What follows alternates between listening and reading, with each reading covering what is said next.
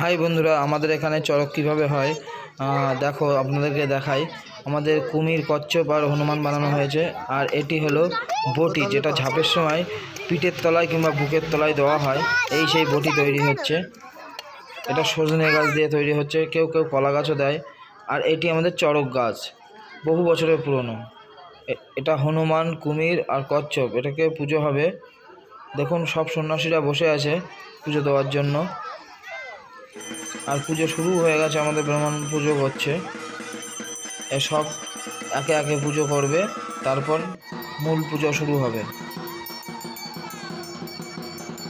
চড়কের একটি বিশেষ পাঠ হচ্ছে যে শিবের চাষ, যে নীল চাষ হয়, সেটাকে একটা আমাদের থিম এখানে তুলে ধরে।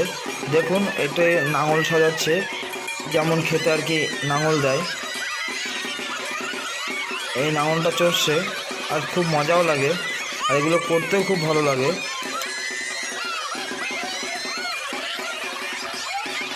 খেতে জল দিচ্ছে।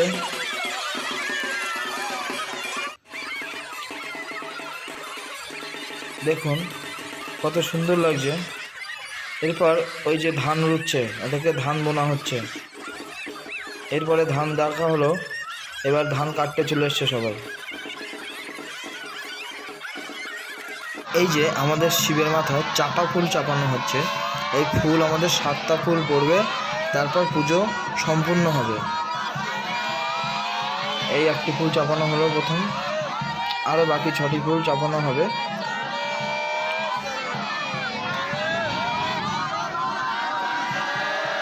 এবার দেখুন, এই আগুন তৈরি হয়ে গেল। এবার আগুনের উপর দিয়ে সবাই সন্ন্যাসীরা হেঁটে যাবে। ওই যে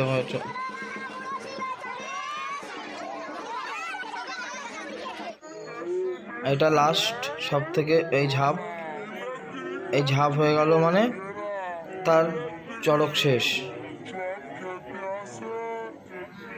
সবাই ভালো থাকবেন বন্ধুরা, আবার পরে দেখা হবে পরের ভিডিওতে। সুস্থ থাকবেন সবাই।